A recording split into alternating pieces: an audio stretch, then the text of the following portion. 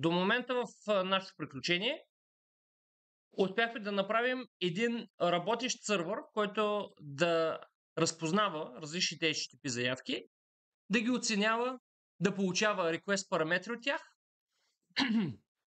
и съответно да обработва възможно най-така basic процесите, които в момента сме имплементирали.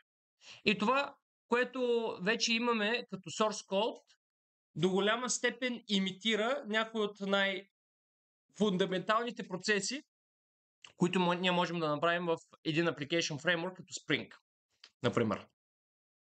Днес ще си говорим за една доста важна тема, която в средите на application рамките, application framework, доста често се дефинира като Service Discovery. Или иначе, как да можем да открием функционалността, която би ни свършила някаква калкулация или изпълнение на бизнес логика. Това, което в Spring наричаме сервис или репозитори от последното ни занятие, как може то да бъде намерено, инжектирано и съответно използвано от кореспондиращите контролери. Ще си говорим за темата Dependency Injection. Или иначе казано, как да можем да направим механизъм, който да стримлайнва начина, по който ние работим с външни услуги в нашия код. Вие вече имате опит с работна рамка за backend Spring и работна рамка за frontend Angular. И сте видели два начина, с които може да си закачим външни услуги. В сферата на Spring, с който се занимаваме най-много, имаме два начина, които вече разгледахме. Единият е с помощта на директива AutoWire, която може да бъде позиционирана над някакъв референс, над някакъв клас, над, да кажем,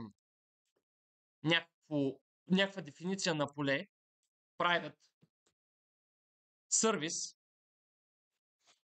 и съответно variable name, service reference. Откриването на тази директива води след себе си до създаването на ефективно или нова инстанция, т.е. this.sref равно на new service или до преизползване на вече съществуваща инстанция, която е създадена на малко по-късен етап. Целият този процес по дефинирането на някаква директива, създаването на механизъм, с който да открием типа и евентуалното създаване или преизползване на някаква инстанция, можем да го наречем Service Discovery. Може да го срещате като Service Locator. Това са синоними до голяма степен. Защо се прави това нещо? Какъв е проблема да използваме директно new? Технически погледнато няма проблем. Защото този механизъм, който имаме в момента, той използва new, само че behind the scene. Имаме някакъв процес формален, който ми създава нова инстанция или я преизползва. Проблемът се появява, когато ние искаме да използваме няколко различни конкретни инстанции на даден интерфейс. В Spring ние имаме възможност да аутовайрнем интерфейс, а не конкретна имплементация. Както знаете, интерфейсите съдържат само единствено дефиниции на функции, но не и конкретните функции. Например, ако вземем като отправна точка набор от функционалности за имплементация на списък, ние можем да имаме конкретни имплементации на списък. Свързан списък, двойно свързан списък, списък реализиран с масив и така нататък. Dependency Injection ни дава възможност ние да използваме интерфейса и да подпъхнем имплементация на малко по-късен етап. Като този малко по-късен етап може да бъде дефиниран или чрез анотация, или чрез някакъв конфигурационен файл. Истината е, че в огромен процент от случаите този Dependency Injection механизъм се използва с конкретни имплементации. Както видяхте в Spring, ние си имаме конкретно инжектиране на някакъв сервис, който се занимава с дадена функционалност, а от миналото занятие също така и на репозитори, който го правим в сервис. Другата работна рамка, с която се запознахме, Angular, използва също механизъм, с който може да си добавим някаква нова функционалност, като този механизъм използва ключовата дума inject и се подава името на класа. Това е най-важното нещо, което трябва да имате предвид. Подава се името, като на базата на това име отново по абсолютно същия начин се създава някаква нова инстанция, ако е необходимо, или се преизползва вече съществуващата. Както в Angular, така и в Spring имаме възможност да дефинираме интерфейс и да кажем, дай ми конкретната имплементация на този интерфейс в този случай. Защото това нещо е полезно, защото ние можем да искаме да кажем на нашата dev среда да имаме интерфейс за база данни. Давам ви пример. Веднага да видите какво се случва. Имаме dev среда, в която разработваме. Имаме и да кажем някаква stage или prod среда, която ще се използва от потребителя. Дефинираме си един общ интерфейс за работа с базата данни. Този общ интерфейс включва в себе си функционалности като get, като insert, като update. Този интерфейс може да има различни имплементации в контекста на dev и в контекста на stage. Например, в dev среда аз мога да искам да използвам H2 базата данни in memory. В продукционна среда мога да искам да използвам Postgre или MySQL. А пък в изцяло тестова среда, за която дори не сме говорили, но може да се появи на някакъв малко по-късен етап, средата, в която ние ще екзекютнем юнит тестовете, можем да имаме нещо, което да е изцяло базирано на файл. Отново може да е H2, но само че абсолютно всичко се случва in memory или в файл или нещо от този род. Ние можем да подходим към решаването на този въпрос, като си създадем нещо като рапър. И този рапър да имплементира в себе си функционалния интерфейс, който сме си създали. Например, това е DB интерфейс. И аз навсякъде съответно, в контекста на dev, на stage, на prod, на файл, на тест и така нататък, ще имам някаква имплементация. Например, мога да имам H2 DB интерфейс или по-скоро DB implementation. Тук мога да имам Real или MySQL DB implementation, а тук да имам някакъв тест DB implementation. Общото какво е между всяка една от тези имплементации, че всяка една ще комплайнва с този интерфейс. Отново припомням, интерфейс е договор. Това нещо си го учили в обектно-ориентираното програмиране, втори курс и трябва да сте наясно. Интерфейс е договор, който задължава конкретен клас да използва много конкретни сигнатури на методи, така да се каже. И вече имплементацията вътре е опционална, т.е. тя зависи от конкретната имплементация. Когато аз кажа dependency injectни ми нещо, което е DB интерфейс, т.е. в DB интерфейс, в контекста на моя код, аз мога да добавя анотация, на която в даден момент, чрез конфигурация, да й кажа, щом ти видиш този интерфейс, в зависимост от средата, в която в момента аз ти изпълнявам, искам всичко, което е с DB интерфейс, да използва H2 implementation. Тогава, какво ще се случи behind the scene? Behind the scene, моят dependency injection механизъм ще каже, добре, ти в момента се намираш в dev профила на твоята имплементация, значи аз ще направя this.db равно на new h2db implementation. Като се намираш в тест имплементацията, аз ще ти кажа new test implementation. Това цялото нещо в Spring се прави чрез конфигурации. Можем ние да си кажем, подпъхни ми това, подпъхни ми това, подпъхни ми това. И това ще го видим по време на упражненията, как може да стане с различен контекст. Сега е важно да разберете теорията. Показваме ви все едно Java код, но еквивалента във вашата глава трябва да се случи на базата на логиката, която в момента ви описвам.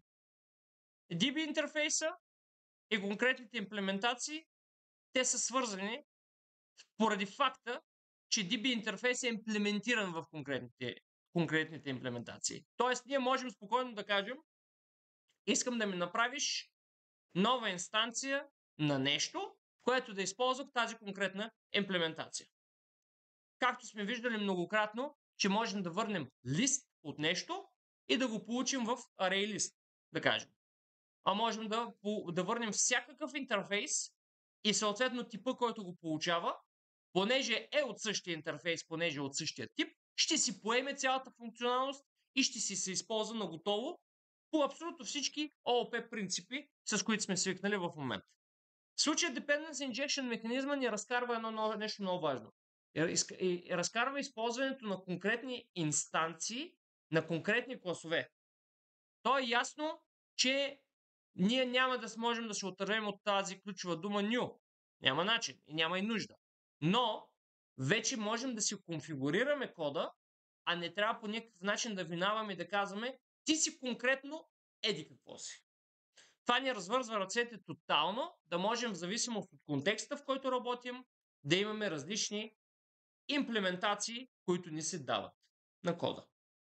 И в малко large scale дава ни възможност ние да имплементираме механизъм, при който да не мислим за това как точно се случва инстанцирането на нещо. Виждате в Spring, ние само единствено подаваме отделните инстанции в конструктора.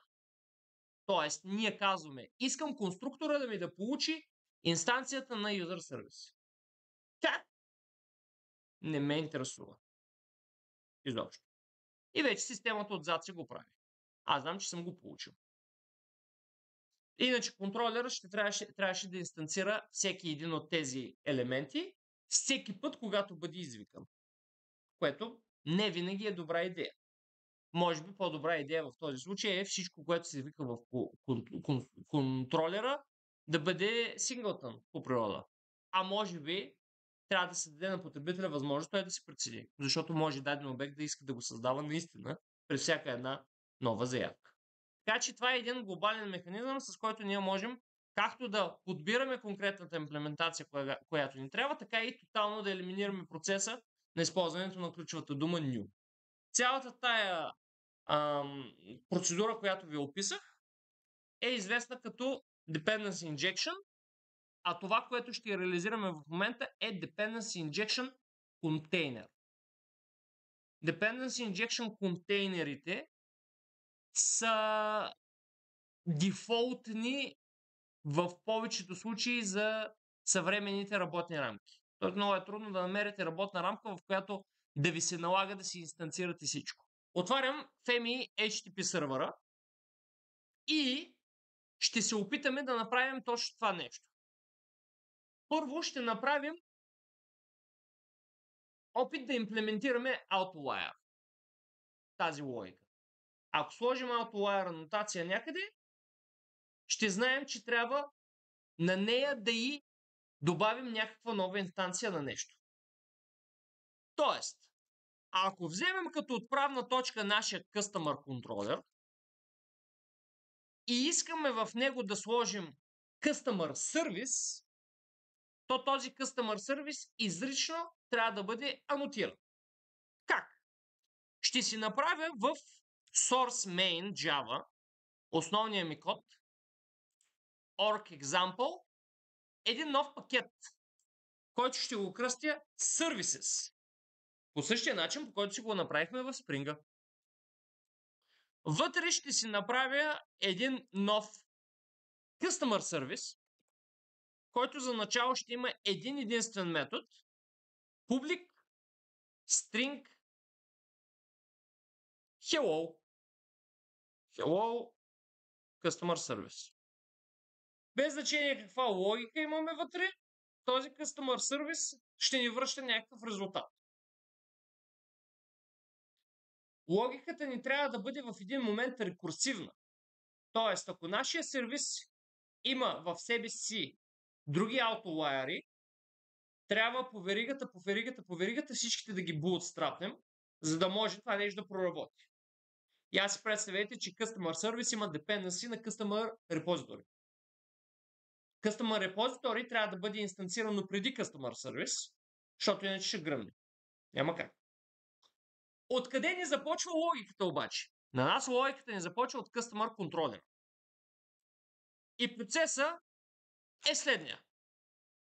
Когато ние си bootstrapнем приложението, първото нещо, което ние си създадохме до момента, беше контролер тейбъла. Контролер lookup table. Този контролер lookup table съдържа най-уникалното нещо в нашия код, а именно това са всичките контролери. Особеното за контролера е, че той при абсолютно никакви обстоятелства не може да бъде извикан от друг контролер.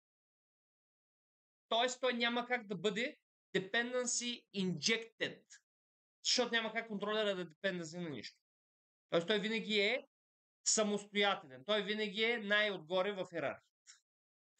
Аз ако имам Customer Controller, не може Customer Controller да ми е dependency на User Controller. Защото Customer Controller не съдържа в себе си логика, която да се извиква от другаде в нашето приложение, освен от HTTP парсера. Точка. Dependency Injected материалите са всички останали класове, които аз мога да използвам както в контролера, така и в други Dependency Injected класове. Иначе казвам, това са нашите модели. Ние Dependency Injectваме само единствено бизнес логика.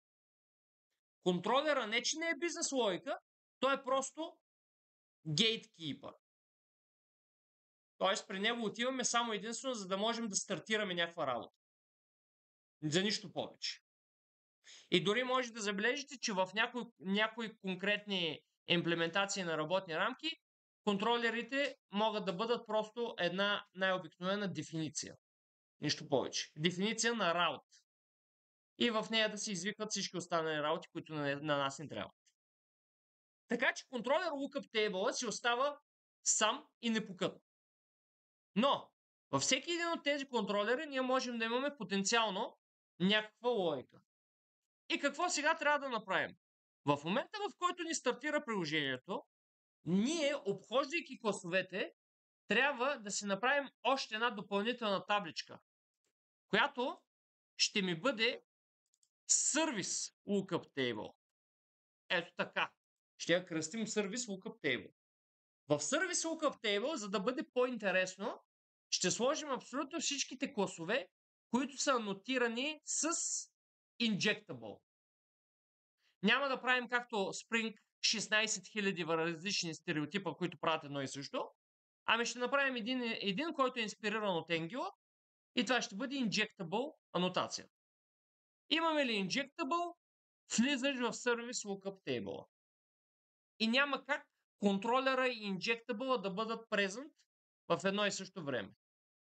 Тоест, ако ти имаш контролер анотация и Injectable анотация, би трябвало това нещо или да гръмне, или да игнорира Injectable анотация.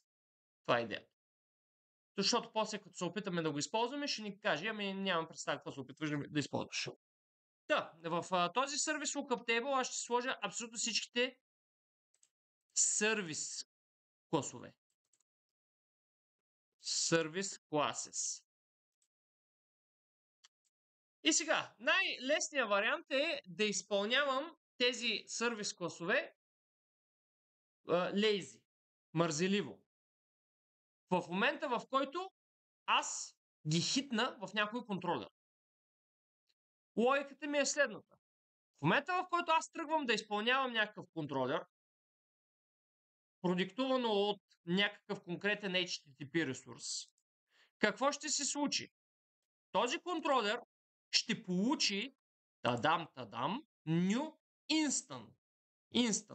New instance.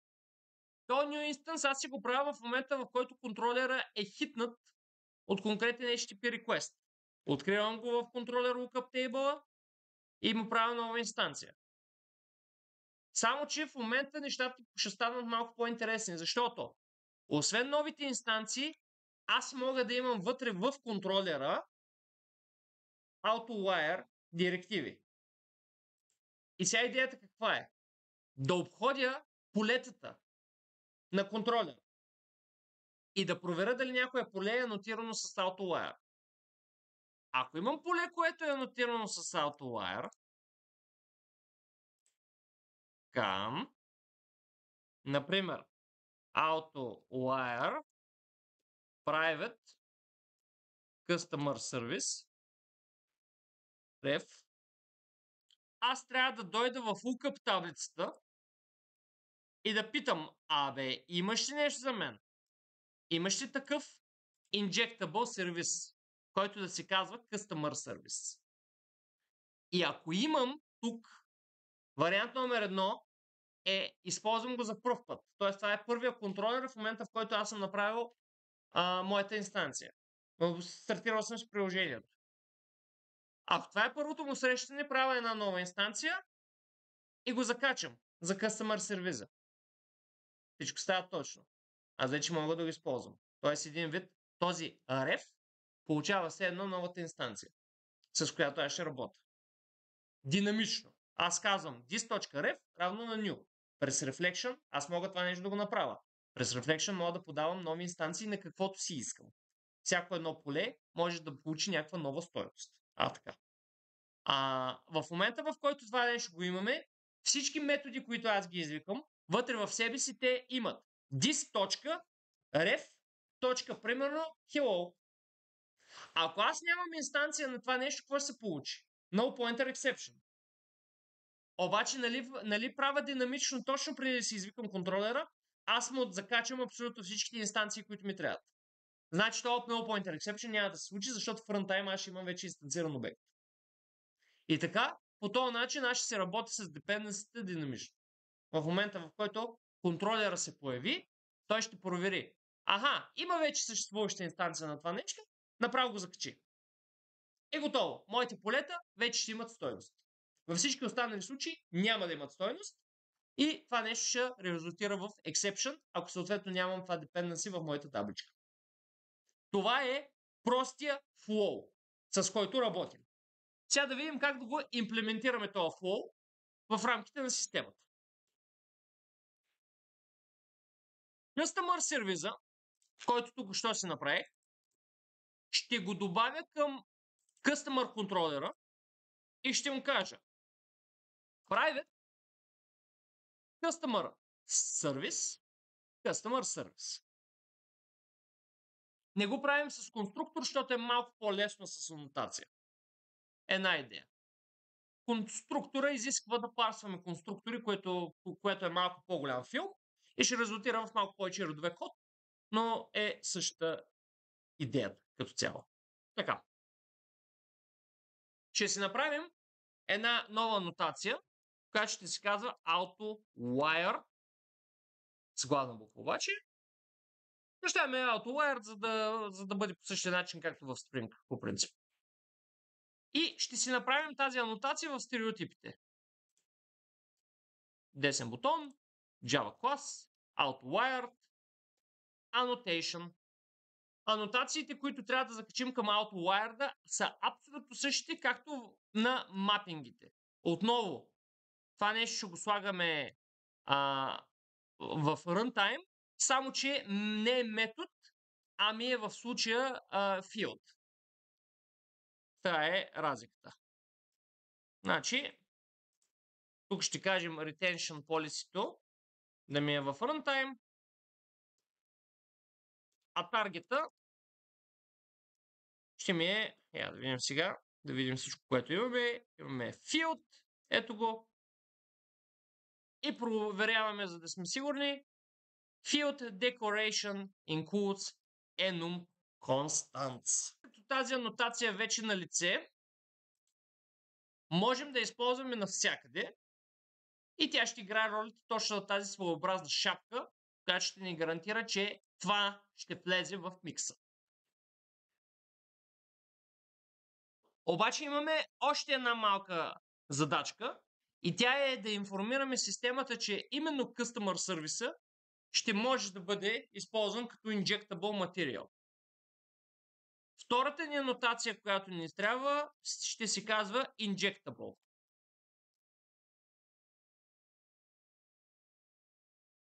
Както казах, инспирирани сме в случая от Angular, просто защото Spring има много такива, може и сервис да я кръстим, просто Injectable мен много ме кефи. И си правим още една анотация, Injectable Annotation, който ще има Retention Policy отново Runtime, Retention, а таргета му ще бъде абсолютно същия, както контролера. Type за класовете. Injectable анотацията ще се използва само единствено по времето на инициализирането на нашето приложение, т.е. когато си парсваме класовете, а пък AutoWire анотацията ще се използва всеки път, когато ние екзекютваме контролер. Така. Отиваме в Application Loader класа. Тук си спомняте, че започваше нашето търсене на класовете, като първия ни, може да се каже, най-интересен метод беше този клас парсър. Клас парсъра имаше в себе си на този етап един единствен if, който е парс контролер. Сега е време той да се здобие с едно другарче. Ще сложим още един if class is annotation present и ще кажа org example stereotypes injectable class. И съответно ще се направи един нов метод директно под клас парсера. Private void parse injectable. Като ще имаме същата сигнатура. Клас. Безспорно, това ще бъде доста по-елементарно от контролера. В него имаме много овъртолени процеси просто. Няма начин. Но логиката ще бъде доста сходна. Извикваме parse injectable. Ето тук. Parse injectable клас. Разбрахме се, че ще имаме някаква табличка, малка сладка табличка, в която ще пазим всичко. Отивам най-отгоре и точно под Private Hash Map, Controller Lookup Table, ще си направя още един Private Hash Map. Опа, не дописвай. Private Hash Map, която ще бъде поне за началото от клас. На нас като за начало ни трябва само единствено информация дали нещо присъства. Като за начало. Така. Ще я кръстим Injectable Lookup Table New Hash Map.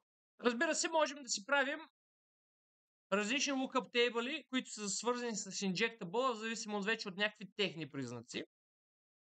За сега всичко ще бъде в една и съща такава таблица. Единственото, което ще се случва на този етап е в parse injectable. Искам да си извикам this.injectable .put и да подавам двата класа.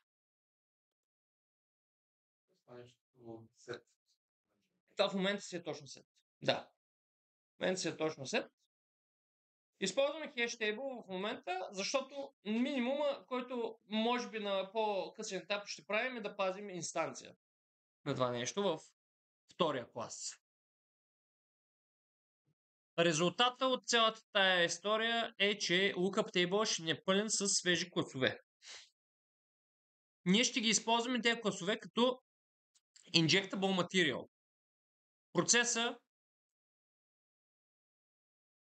отново го описвам, ще си вземем от този outlier типа и на базата на този тип ще си направим нова инстанция.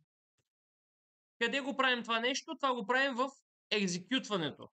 Тоест в момента, в който нашия контролер се инициализира за пръв път, ние ще можем да му направим нова инстанция, да му подадем параметрите в метода и съответно да му изпълним dependency injection материала, който му трябва в момента. Така че напускам application loader и отивам в HTTP процесора. Втория ни клас в System. Той бълкна доста стабилно последния път с няколко нови функционалности. Като цялата ни логика ще трябва да се случи някъде тук. От 35 до 42 ред. Така, да видим сега с какво разполагаме. Ако сме стигнали до момента, в който всичко е адекватно, си взимаме класа, взимаме метода, който ще искаме да изпълняваме и започваме да ги билдваме, т.е. да им създаваме правилните сигнатури и аргументи, които ще подават.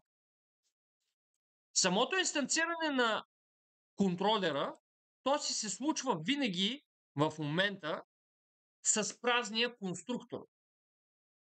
Ако ще правим dependency injection базиран на конструктор, ето този ред, 41, ще трябва да придобие малко по-различни пропорции.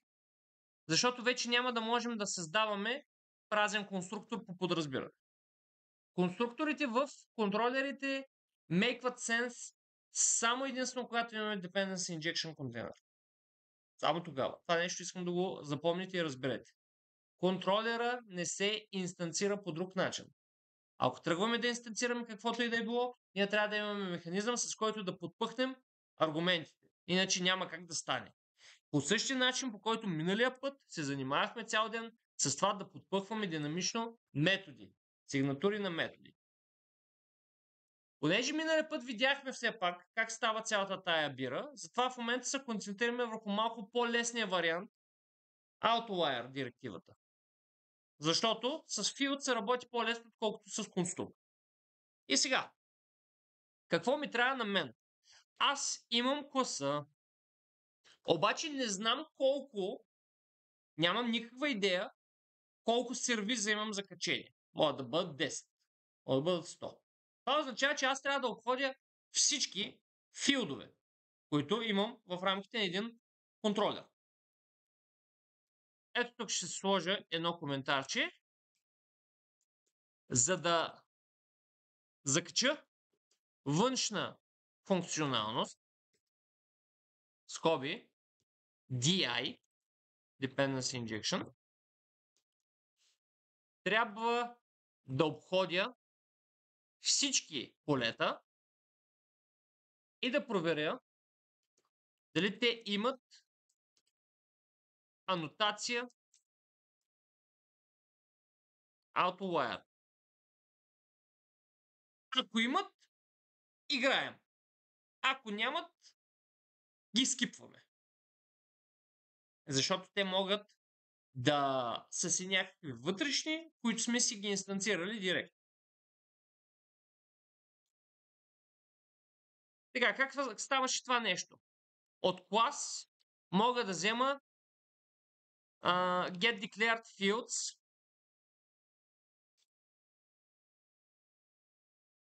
Ето, get declared fields. Също така мога да взема get fields. Бях ви казал, че разликата между двете е, че едните са с private видимост, protected видимост и public видимост. Това са get fields, а другите са само единствено с public видимост, get declared fields. В случая на нас ни трябва да вземем всичко, защото не можем да сме сигурни дали потребителя не е цъкнал private на нещо. Пък и сега това е интересното, че понеже тези инстанции, те никога не се използват по някакъв директен начин. Вие си мислите, ме моля всичко да ми е публик. Не може да всичко да ми е публик. Ние пак си спазваме видимостта. Ние си ги използваме по абсолютно същия начин, по който си ползваме класовете в един стандартен Java код, само че с тая уловка, че в случая private видимостта ще бъде канцелирана, когато ние си създаваме някаква нова стойност. Просто защото ние можем да кажем set visibility и съответно да го направим публични по природа. Та, аз ще си взема абсолютно всичките филдове и ще си направя field масив, field collection. И съответно това нещо сега филдче ще трябва да си го много ме дразни напоследък този IntelliJ, че не се сеща как да ми ги импортва, когато ги напиша на ръка. Така. Почваме да обхождаме. Правим си един for field на здраве. Field и търсим в field collection. Правим проверка. Ако имаме field .isAnnotationPresent org example stereotypes outlier. И не забравяйте .class. Ако е налице анотацията, почваме да бачкаме с това филдче. Така, филда да видим с какво разполага. Set accessible. Това е първото нещо, което трябва да го направим. Set accessible на true, за да можем да елиминираме потенциално факта, че това поле най-вероятно е private. Това е първото. Второто е да му вземем типа. То си има някакъв клас закачен, в смисъл има си някакъв тип закачен към това поле и мога да кажа get type.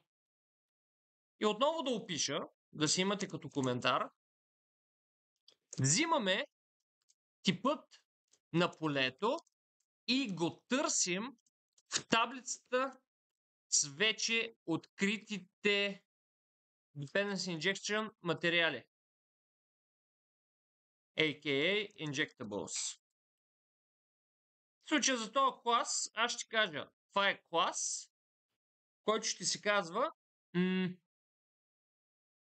Injectable Material. Аз трябва в момента да направя проверка дали този Injectable Material съществува. Защото аз спокойно мога да кажа outlier на нещо, което никога аз дори не съм съсетил, че искам да ми бъде сервис. Кога се случва това нещо? Когато съм забравил. Да. Чисто и просто, тръгваш да пишеш нещо, забравяш го, системата ти казва в runtime, това нещо го няма. Или null pointer exception ти гърми. Сега вече, в зависимост от левела на предупреждение, примерно и Spring може да ти каже още в runtime, виж сега pitch, в compile time, извинявам се, ти каже, виж, сега тук не си примерно сложил нямаш такъв сервис, който да отговаря на полето с този outlier. Това е в compile time, ако ти го каже. Иначе в runtime ще ти каже, примерно, този стереотип кореспондира с много голямо нищо, null pointer exception. В зависимост вече от левела, който вие искате да поддържате, има си някакъв трейд-оф. Ако всичко го знаете на compile time, ще бъде малко по-тежко, защото това означава, че трябва да минем и през всичките контролери, и през всичките сервизи, да ги проверим дали те имат някакво обезпечаване. Иначе в runtime е най-лесно. Гърми и псувате. Това е. Тези две операции само правите. В compile time пак псувате. Въпросът е, че там псовните са малко по-леки. Защото в runtime, ако ви грами нещо, тогава и вас ще псуват. Шефовете. Така че има си го и този проблем. Да, взимаме си го този injectable материал и трябва в uploader да се направим един getter, който да ни проверява точно тези injectable. В момента, в който вземем injectable материала, можем да го паснем. Нас не интересува в момента само единствено да го паснем на uploader и той да ни каже да, имам го или не, нямам го. Съответно, ако е да, имам го, мога да ти върна инстанцията, ако вече съм я създал. Ако не, нямам го, правим нова инстанция и пердашем. Сега, как ще подходим? Връщаме се, ще си затворя всичко останало, ще отворя само Application Loader. Връщам се в Application Loader и искам да опаковаме ето този Injectable Lookup Table. Сега ще пиша директно под него, после ще ги преместим. Публик.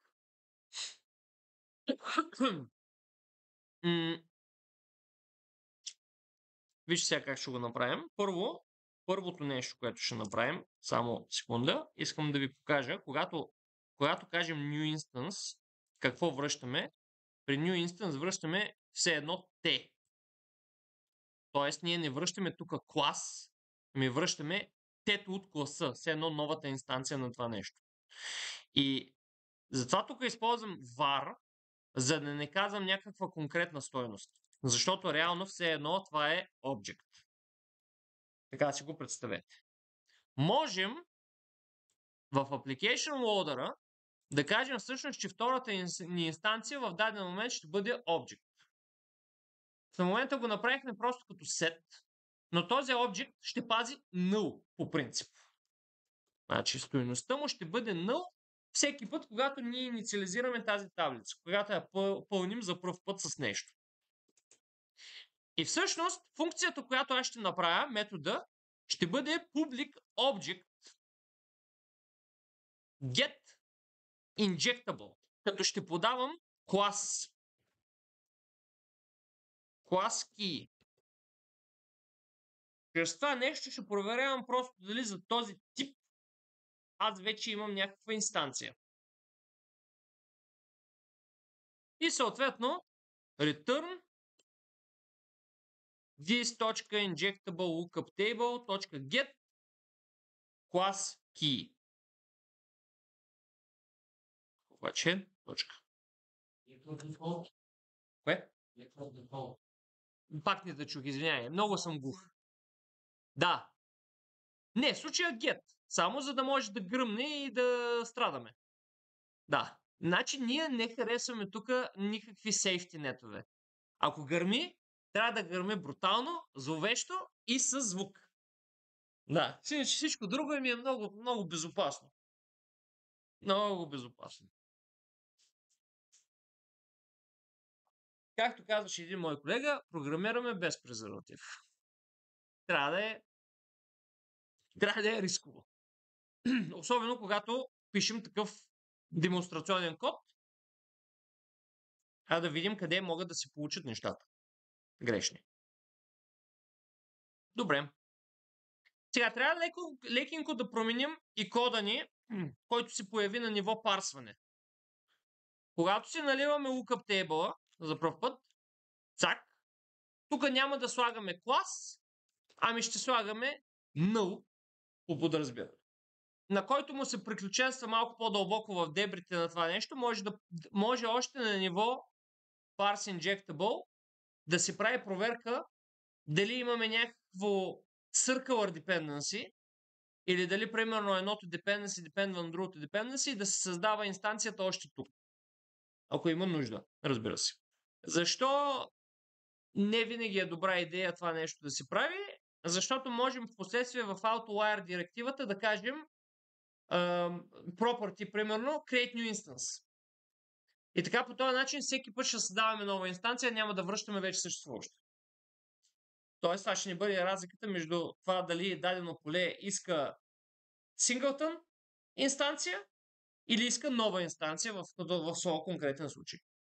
Може да имаме различни сценарии. Кога се използва нова инстанция, когато не искаме да ретейнваме никакъв стейт. Искаме всеки път контролер, когато се изпълни, стейта да се унищожава. Правим просто нов обект, динамично добавен, а когато искаме да запазим стейта, тогава използваме single. Много често сервизите се пишат така, че стейта при тях трябва да се запазва, обикновено, или просто го изтриваме в конструктора на този сервис и няма много голямо значение как се предава или как не се предава. В случая Spring това нещо се го хендълва вътрешно. Но има различни сценарии. А това е както го напишем. Да, може да имаме сервис, който да има state и този сервис да се използва примерно от някакъв друг сервис. Примерно. И всеки път, когато ние инстанцираме този сервис, да ни трябва примерно да пазим, да имаме state сервис, който просто пази някакви променливи, които имат някакви данни в себе си. И искаме в момента, в който сменим страничката, така си го представи, сега в момента правим REST базиран сервис, обаче може да връщаме HTML. Искаме всеки път, когато сменим страничката, абсолютно всичко, което сме го пазили до момента, да умре. Да. Иначе в другия случай всичко ще се ретейнва постоянно. Така че ако примерно нещо не трябва да бъде globally executable all the time, можем да го направим динамично. И съответно да се направи нова инстанция всеки път, когато се хитне този контролер, да кажем. Но не е чак толкова често срещан сценарий. Да, обикновено сервизите са си синглтън по природа, защото те играят един вид ролята на едно на статични класове. Малко така се получава. Това е ООП опита да бъде процедурен език. Или по-скоро Java опита да бъде процедурен. Докъде бях стигнал? Да. Сложихме си null и сега в момента ще би се върне или null, или инстанцията. Сега, тук можем директно да направим инстанцията. Тоест, ако видим, примерно, че тук имаме null стойност, вместо да върнем null, можем директно да направим новия инстанс и да го върнем. Като това ще ни помогне в последствие, ако имаме някакви circular dependency, да ги направим директно тук и да върнем всичко. Това означава, че application loader ни се превръща в единственото място, на което ние можем потенциално да направим някаква промяна, свързана с този специфичен аспект, създаване на инстанции на dependency. И отново се връщаме на single responsibility, за което ви говоря още от самото начало. Идентифицирайте местата, които логично могат да работят с дадения контекст. В случая uploader ще трябва да се занимава с всичките тези историйки, които са свързани с инстанцирането на някакви сервизи. HTTP процесора най-вероятно не му е мястото там да си създаваме инстанции на сервизите. Защото HTTP процесора трябва да се занимава с контролерите, а не с всичко останало. Разбира се, тази тема е много дълга и ако почнете да мислите, може да кажете ми, този application loader може да парсва контролерите. Нали? Нищо чудно в последствие да преместим част от кода, който в момента се намира в HTTP процесора, директно в uploader. Това е добро наблюдение. Но, какво ще направим? Това нещо може да ми върне съответно null object result instance. Ако result instance е равно на null,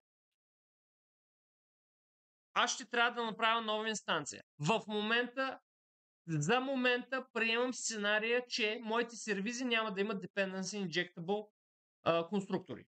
Тоест в момента работим само с AutoWire, нямаме болка с конструктора, конструктора ми винаги е празен. Тоест аз няма да получавам никакви аргументи допълнителни в него. Това го правим, за да избегнем необходимостта да трябва да парсим всеки един конструктор на планетата Земя. Всеки един конструктор под Слънце. Да, result instance, ако ми е null, ще получа новата стойност. Тоест, ще взема ето то клас key, който в момента е клас, най-обикновен, и можем да му кажем това, което правихме всъщност в HTTP процесора. Само да ви покажа. Значи тук казваме клас, getDeclared constructor и new instance. getDeclared constructor, new instance. Предлагам ви да хендълнем ексепшените директно тук.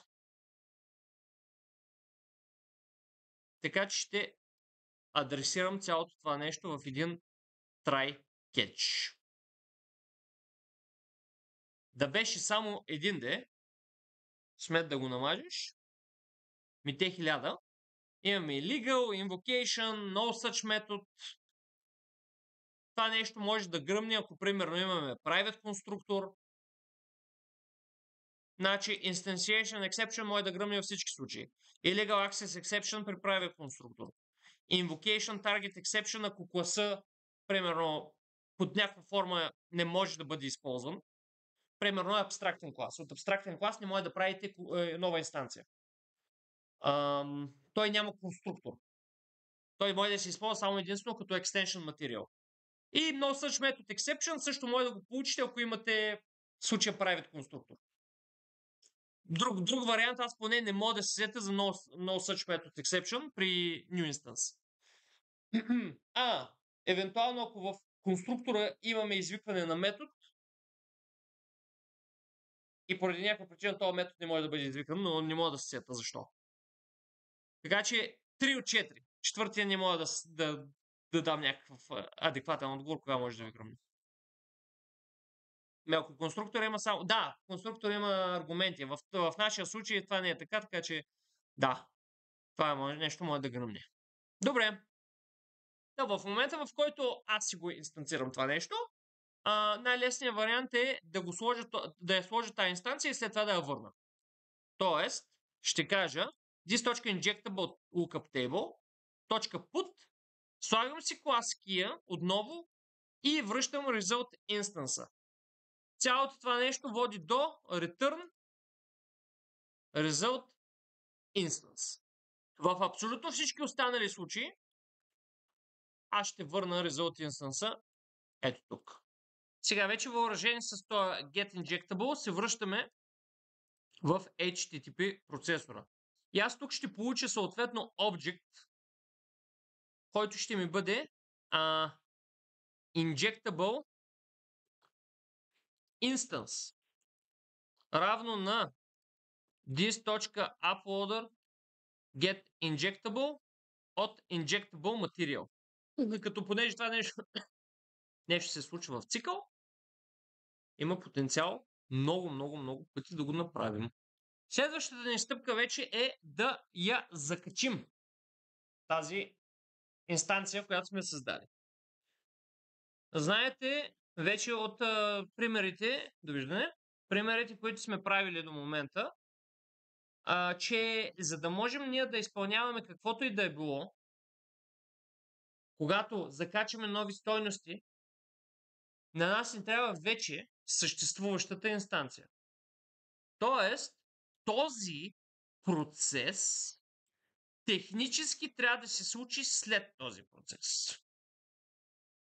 Първо трябва да имам инстанцията на контролера и след това трябва да мога да изпълнявам закачанки на стойности от едно поле и една инстанция към съществуващия ми клас instance. Така че аз ще взема ето този целия параграф, дето го разписах, и ще го сложа под контролер инстанса. След като съм си взел вече injectable instance, можем да почваме да го закачаме за това поле, с което в момента работи. Така, взимаме си го това нещо. И ето тук имаме set. Като първата част от сета на нас реално ми е таргета, с което се занимавам в момента. Таргета ми е това. Controller Instance. Това ми е Target Object. Controller Instance го слагам в началото. Може да четете, разбира се. Ето Object, the object whose field should be modified. Инстанцията на контролера. Value the new value of the field of object being modified. Та, слагам controller instance на първо място и injectable instance на второ място. И след това вече изпълнявам всякакви методи. Чисто логически, ако се замислите, да, аз трябва първо да си направя класа, а метода на класа се изпълнява в runtime, което означава, че аз вече трябва да съм инжектирал всичко, което на мен ме е необходимо. И сега, когато Java каже this.customer service, понеже стойността на customer service е динамична, аз вече съм я променил и аз ще имам някакъв конкретен обект, върху който да работя. Във всички останали случаи ще имам null pointer exception и това нещо ще се взриви. Усещам, че е духа към тестове, така че веднага си отварям Postman. Първото нещо, което аз искам да валидирам лично е дали всичко работи и не сме изпотрошили нещата до момента. Удрям един старт и бум, имам някаква грешица. Cannot find class injectable. Не съм го импортирал. Добре. Това най-вероятно при вас няма да се получи. The listening on port 1423. Веднага се връщам в Postman и казвам. Ето сега. Get all users. Customer info get request. Я да видим някакъв single customer. Ето get single info 10 with project 96. Поста. Не ми работи поста, което е проблем заради типовете най-вероятно. Това нещо се разбрахме, че ще го гледаме малко по-нататък. Но гетовете работят. Това е най-важното. Delete също не ми работи. Това е variable index и така нататък. Добре, значи гетовете ми работят. Те другите тъпоти не работят. Но те не си работят, защото се разбрахме, че като не изпращаме стойности и нямаме дефолтен хендлинг на този проблем, най-вероятно някакви други работи ще се изпотрошат. Това ще го правим след като си валидираме, че Dependency Injection е нимбачка. Добре. Важното е, че гетовете на този етап са си fine. Чакайте само да си го пуснем това нещо. Да валидираме. Да, това е fine. Окей. Дайте сега да видим в Get All Customers дали мога да си извикам Customer сервиза. Отварям си Customer контролера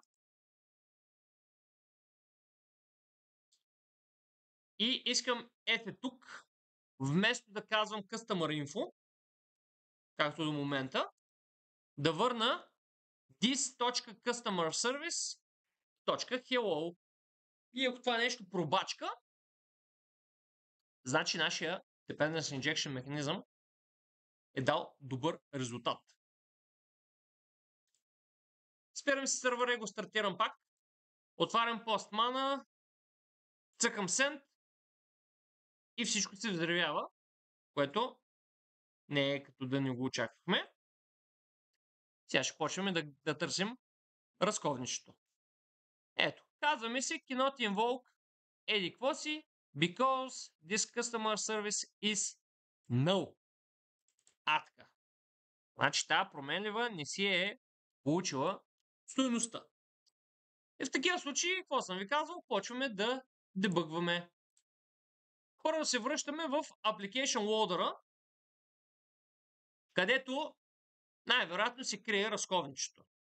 Ще ударя една червена точка в Get Injectable и ще почваме да мачкаме боболечки. Така. Изпращам Get All Customers и хайде сега да видим, ще стигнем ли до правилната анотация. Момент. This customer service is no. Виждате ли, че това нещо тръгва да ми гърми на някакъв по-ранен етап, изглежда, че гърми. Така че отивам в HTTP процесора. И ще започна от ето тук. Ето тук. Има ли логика да си мисля, че някъде при билдването на моите анотации, по-скоро на методите и на необходимия материал за методите, някъде нещо гърми? Може би. Ако метода се извика и нямаме customer service, т.е. той е null, най-вероятно нещо ще гръмне. Тук извиква ли се метода? Не, тук се извика само метод name, метод signature, все някакви такива по-бейсик работи. Но затова не гадаем, ами използваме дебъгера. Винаги, когато трябва да почнем да мислим, това нещо, защо работи или защо не работи, без да използваме дебъгера, сме в грешка. Значи винаги го използвайте. Може да е елементарна грешката, може да е нещо много сложно. Така. Ще ги разкарам тези пост-мост такива тъпоти. И отивам пак в Get All Customers. Добре. Първо имаме клас. Взимаме си го. Метод name. Взимаме си го. Метод signature. Взимаме си я. Arguments. Взимаме си ги. Добре. И стигаме до контролер инстанса. Изпълняваме си контролер инстанса без проблем. Ето го. Customer Controller, който има едно единствено поле Customer Service на този етап. Customer Service. Добре. И почваме да обикаляме по филдовете. Сега, тези филдове много бързо приключиха. И аз даже не можах да ги погледна. Така, ето сега. Не, това не е на Customer Service. Това е на контролера. Да, на контролера. Field Collection. Сега в момента Field Collection, сега ще ви кажа каква кутия съм направил. Уно моменто само. Штък. И бам. Проблема беше, че аз ви говоря нещо, обаче ви го казвам обратно. Get Declared Field са всички филдове, Get Field са само публичните филдове. И аз няколко пъти се усетих, че ви го казах обратно. И продължихме в тази хипотеза и си говорим глупости. Get Fields са само публичните, защото нас като програмисти се интересуват само единствено публичните полета. Get Declared Fields са всички полета, които са декларирани в приложение. Това важи и за Get Declared Methods, Get Declared whatever, всичко, което е declared е всичко. Така. Също така, Declared метод прави разлика между методите, които потенциално могат да дойдат от класове родители. Да, защото ако примерно в даден родителски клас имаме private методи, те могат да бъдат взети евентуално, private методи, protected методи могат да бъдат евентуално взети от родителския клас и те да бъдат част от този конкретен клас, който изследваме в момента. Така че, връщаме се отново на red 45 и променяме get fields на get declared fields. Да не се чудим. Сега, вече имаме едно единствено поле и съответно и annotation present си бачка като пич. Get injectable instance. Ето, стигнахме. Това нещо ни е null. Правим си една нова инстанция. Customer Service. Добавяме към Injectable Lookup Table и го връщаме.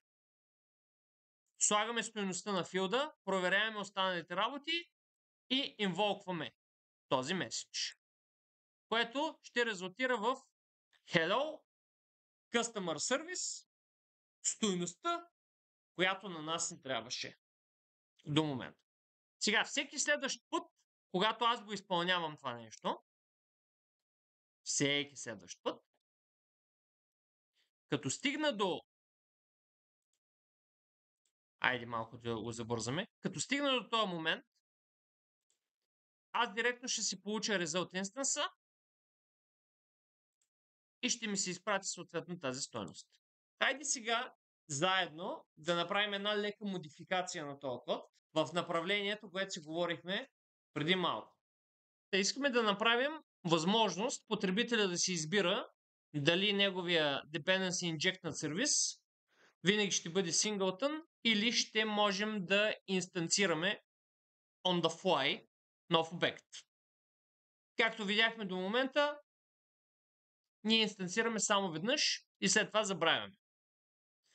За целта ще трябва да си добавим едно ново поленце към AutoWired директивата.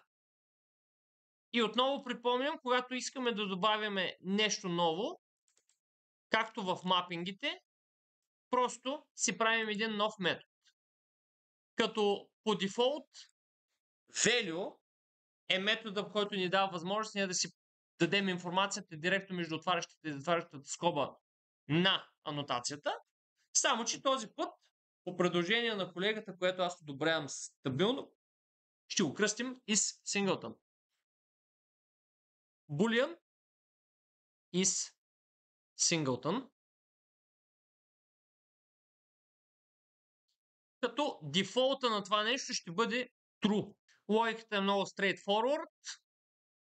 Отиваме в HTTP процесора, където го парсваме това нещо. И ето тук, на 47 ред към момента, ако имаме вече готова анотация, ние можем да я вземем и евентуално да разберем дали има някаква по-специфична стойност. Тоест ще кажем AutoWired annotation е равно на field.getAnnotation AutoWired клас. И вече наличието на това нещо ще ми даде отговор на въпроса Boolean is singleton. AutoWired annotation is singleton. Така, в този getInjectable ние можем да кажем едно ново property as singleton, например. Като as singleton по подразбиране все едно ще си е true. Знаете, че в Java нямаме такова нещо като дефолтни аргументи. Не можем да ги направим. Така че приемаме, че в този вариант това нещо ти е винаги true.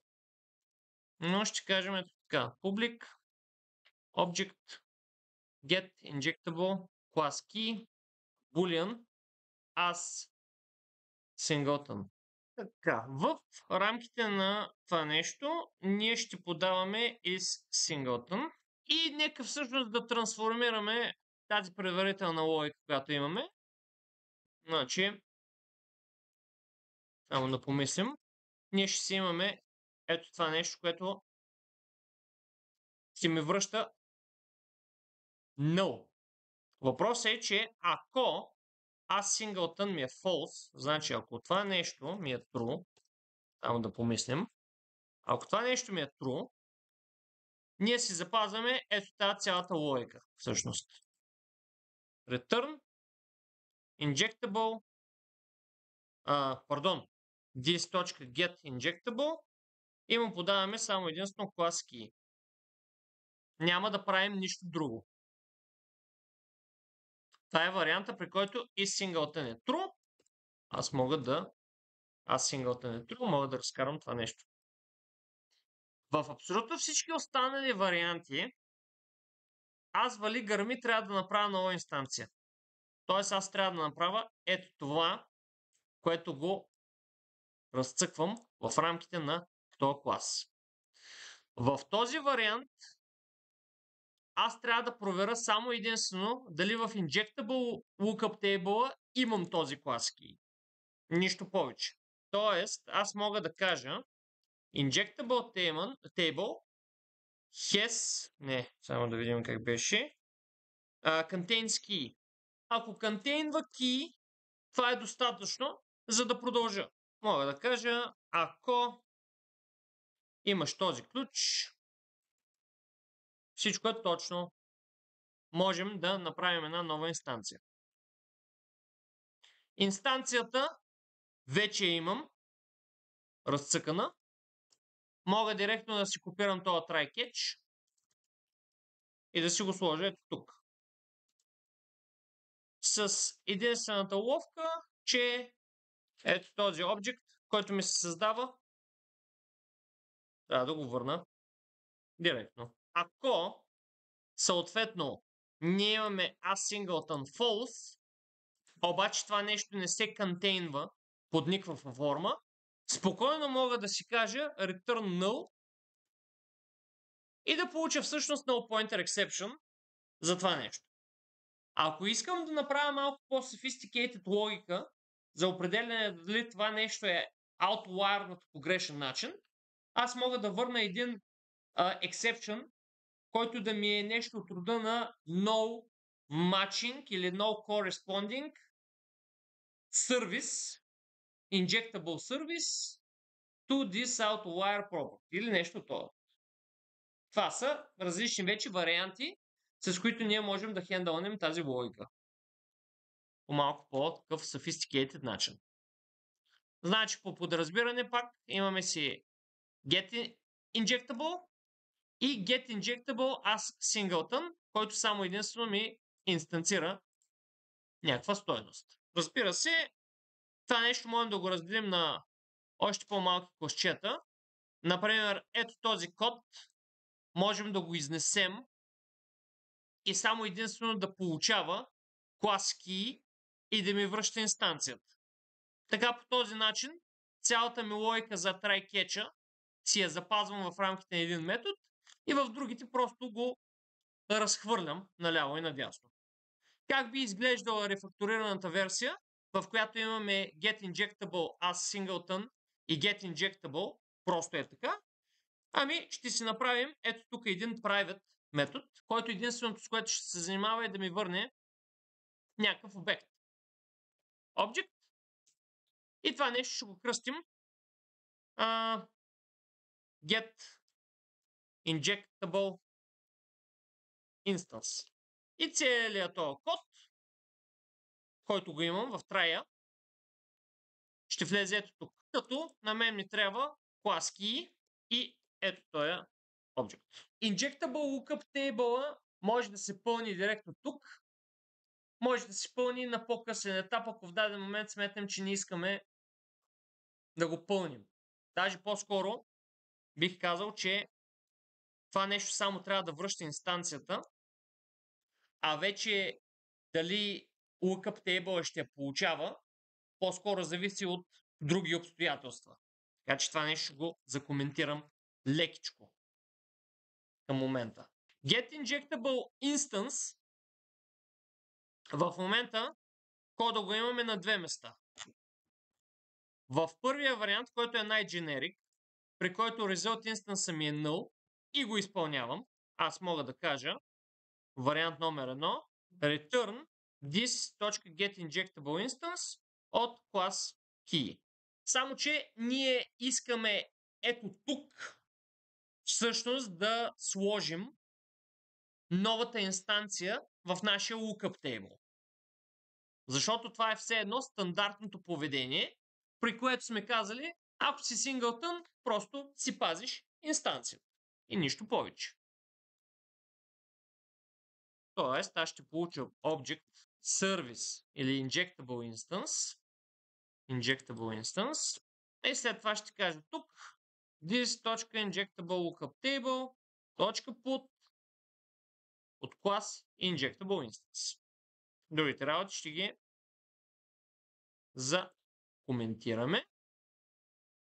Като след като изпълним този код, ако искаме да го направим по малко по-умен начин, можем просто да присвоим, я да видим, ето тук можем да кажем result instance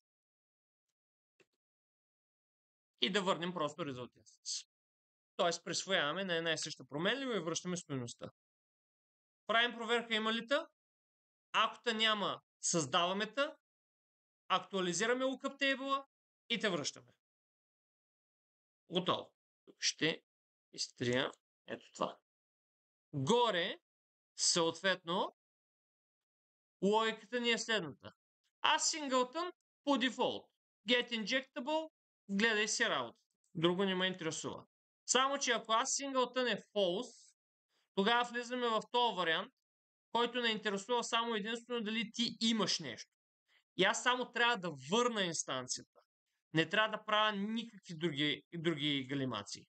Значи, ако аз съм казал, че нещо трябва да бъде не синглтън, няма логика да ми сложиш в таблицата някаква инстанция по подразбиране. Няма логика. Защото може абсолютно навсякъде аз да го искам като нова инстанция, нова инстанция, нова инстанция. И ако аз го слагам и при този сценарий в lookup table, аз потенциално мога да презапиша някаква стойност, която вече си е съществувала на ниво синглтън. Само да обясна, да не се чудите. Значи аз имам една и съща директива, която потенциално може да ми направи един сервис синглтън или не синглтън в контекста на различни класове. Значи, в Customer Service аз мога изрично да съм му казал дадено поле, Customer Service тук ще бъде синглтън. Или просто няма да си променя поведението. Просто няма да си променя поведението. В другия вариант аз ще му кажа, че е not singleton или dynamic. И сега, ако това нещо се изпълни първо, да кажем този контролер ми е customer контролер, а този контролер ми е home контролер. Ако това нещо се изпълни първо и е в сценарий с singleton, аз в табличката ще си запиша инстанцията на customer сервиза. Въпросът е, че когато се изпълни home контролера, ако аз създавам инстанция и пак я пъхам в lookup table, аз реално ще получа нова инстанция, обаче ще презапиша и съществуващата вече.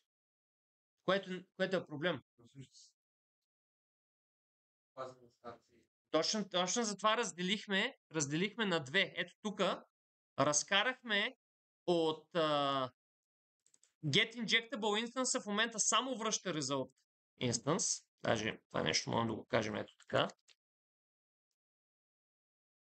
Само единствено връщаме New Instance. Get Injectable индекса в Get Injectable, което е все едно стандартния синглтън. Това е as singleton by default. Това е стандартното. Правим проверка. Ако е null, все едно за пръв път, взимам си инстанцията и я пъхам в Injectable Table. Обаче, ако извикам Get Injectable as Singleton, в първия вариант получавам просто get injectable, а във втори вариант си взимам инстанцията и ето тук няма нужда всъщност, ето тук няма нужда да пъхаме в таблицата, само единствено връщаме. Това е идеята. Значи в двата случая създаваме инстанция, но само в единия случай ще го пъхнем в lookup table. Защото иначе, ако го пъхаме всеки път, ще презапишем синглтъна, който се е създал в някакъв друг момент. This.get injectable instance и му подаваме клас. Това нещо и можем да разкараме целият try. Вече try catch. Това не беше основната идея. Ето. Штрак. И става много по-чистичко и върви вече и логиката адекватно в рамките на нашия код. Сега в момента вече можем да си ги подаваме тези стойности и чрез дебъга всъщност ще разберем, че винаги имаме някаква нова инстанция, ако се налага, разбира се, това нещо да го ползваме. С това може да се каже, че почесахме повърхността на Dependency Injection. По-сложният аспект вече от тук насетне е да се имплементира конструктор Dependency Injection, като по-сложният момент идва от това, че трябва да се парсва конструктора. Конструктора има типове, тези типове съответно могат да бъдат различни Dependency Injection и така. Ако в момента добавим още outlier с други сервизи, това нещо също би трябвало да проработи. Тоест, ако аз направя примерно един бизнес сервис, който да има в себе си едно поле public double, примерно return of investment amount, някаква функционалност, която да ми върне много голямо число, което съм спечелил. Спира се. Мога този бизнес сервис да го outlier-на. Тук private business service, вместо това hello, ще извикам или по-скоро ще извикам и двата. Кажем така, this.business service get business return of investment amount и ето тук ще добавя и тази стойност. Ето сега работим с два сервиза, които са outlier-нати към нашия код. И двата трябва да са singleton. Спращам заявката и ето и стойността, която ми идва от бизнес сервиза.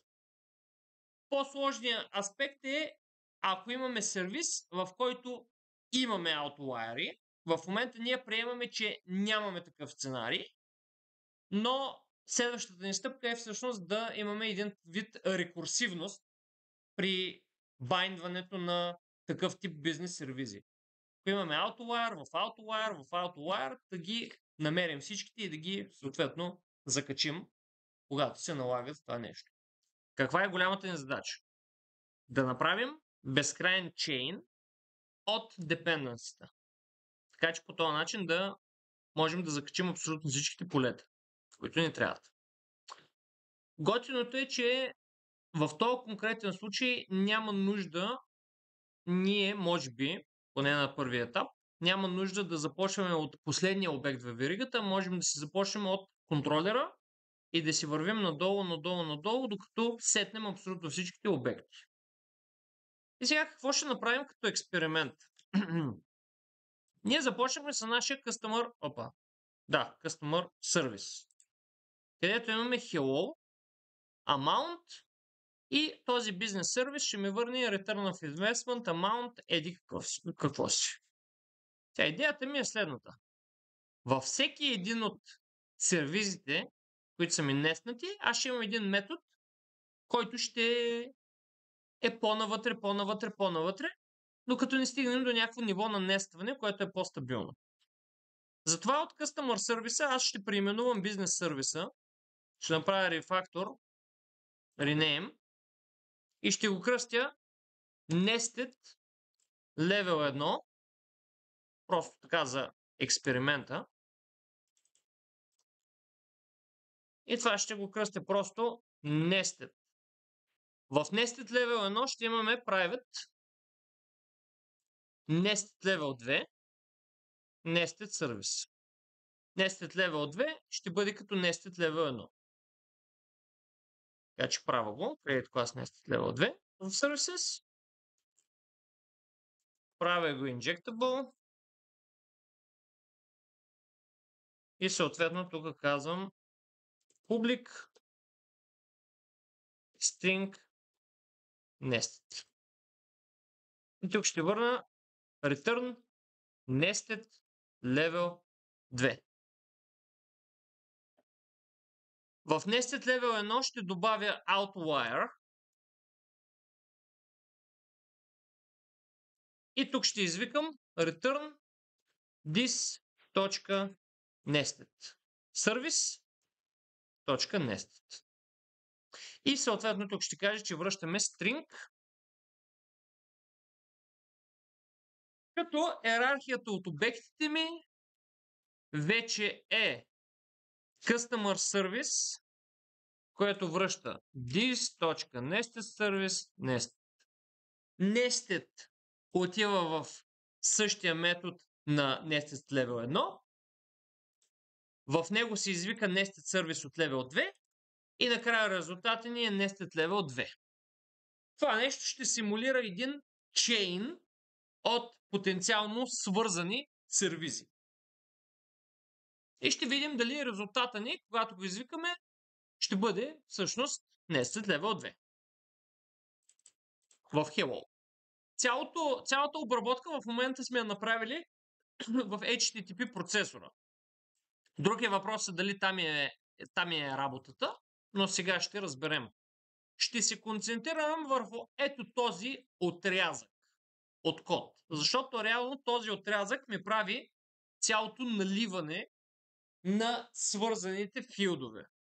Така че ако аз успея да намеря начин как всеки един по веригата да бъде обслужен, така да се каже, всичко ще бъде наред. За тази цел, вижте какво ще направя. Първо, ще си направя един private void метод, който ще го кръстя процес auto-wired services. Той е void, защото, както виждате, целият този процес не резултира в генерирането на някакъв резултат, някаква инстанция, някакъв метод, някаква колекция от нещо, ами просто минаваме и сетваме разни поленца. Искам първо да пробвам дали приложението ми ще работи в момента. Не би трябвало да работи, защото всичко би трябвало да ми е null, да гърми и да е проблемно.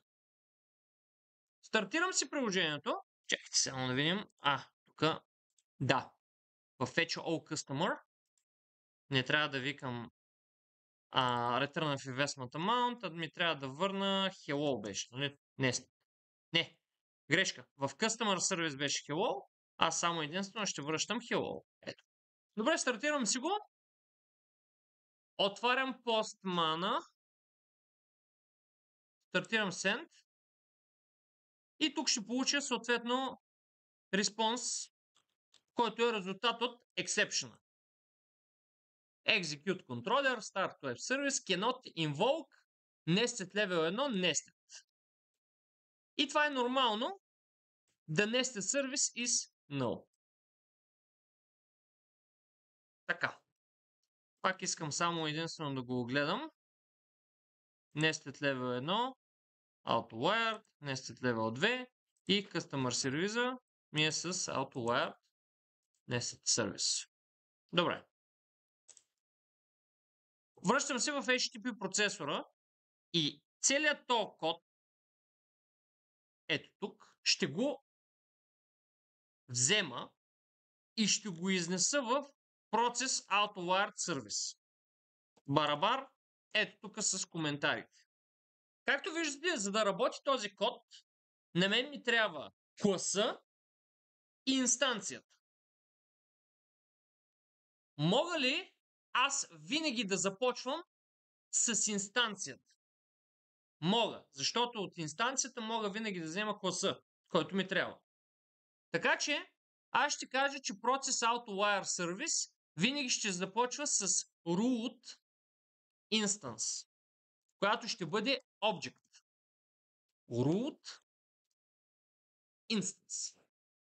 Root instance, от него ще си взимаме класа. Технически погледнато, това, което искам да се случи е, след като си създам инстанцията на контролера, от тук мърдане няма, аз искам да си извикам this.processAutoWireService и да му подам контролер инстанса. От съответно този инстанс аз ще докопам допълнителна информация. Като например, вместо клас, аз ще кажа root instance .getClass. Защото всяка една инстанция си знае класа, към който принадлежи. И съответно ще подам root instance на мястото на controller instance. Това сега, разбира се, ще резултира в exception, който ще трябва да разцъкаме. Я да видим сега. Имаме illegal access exception. Тя системата не знае в момента, че аз съм казал set accessible true. Просто ми казва illegal access exception. Гледай с работата. Така. Като премина през цялата тази въртележка, аз реално в този AutoWire контролер имам в момента някаква нова инстанция. Какво ми пречи да взема тази инстанция, която съм създал, injectable instance, и както я подавам на field.set, по същия начин да направя още една въртка на същото положение. Inject. В момента, какво казваме? В момента казваме, намери ми някакъв AutoWire annotation. Окей. Понеже аз търся само единствено в контекста на getInjectable, значи мога да направя тази връзка, че най-вероятно аз съм взел нещо, което е injectable. Просто защото аз го взимам от getInjectable. И тук ще кажа, след като приключиш това нещо, направо викни ми процес. Процес AutoWire Service и му подай Injectable Instance. Понеже сега сме смели като орели, може да видите, ето тук има една икончица, малка сладка иконка, която ви казва, че това е рекурсивен кол, ако до момента не сте забелязали в IntelliJ. В случая при мен е на 66 ред. Все пак внимавайте, рекурсията понякога може да бъде малко или много опасна. В случая, кое ти определя дъното? Именно. Няма нужда. Значи, рекурсията може да бъде бездънна, когато влезем в сценарий на while цикъл.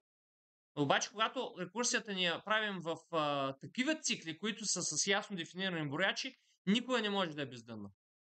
Тя винаги си е дефинирана от този цикъл. Освен ако вече вътре да направим някакви глупости, които потенциално да трябва да... Но рекурсията съм забелязал, че е толкова рядко използван инструмент, че хората, които я пишат, или знаят какво правят, или не я пишат. Така че трудно може да се получи такъв сценарий. Но да, това ви е rule of thumb. Рекурсията трябва изрично да бъде издънена, когато работи в контекста на някакъв while. While true и предашим там да си рекурсим до безкрай. Защото наистина имаме потенциал да парсваме някакви документи, чието край не е супер ясно идентифициран. Примерно някакъв сакс парсър правим. Да, стартираме си го това нещо. Смели и безразсъдни. И си отваряме отново Postman. Get all customers. Удряме един send и нашия nested level 2 се появява веднага в полезрение. Сега от тук насетне, вече чрез тази много дребна корекция, можем да обхождаме в дълбочина абсолютно всичките ни аутлайернати проекти и до голяма степен да правим същото нещо, което до момента наблюдаваме. Сега вече можем да си разхвърляме логиката в малко по, така да се каже, добре осмислени сервизи и нямаме нужда да се съобразяваме само единствено с това стъпване.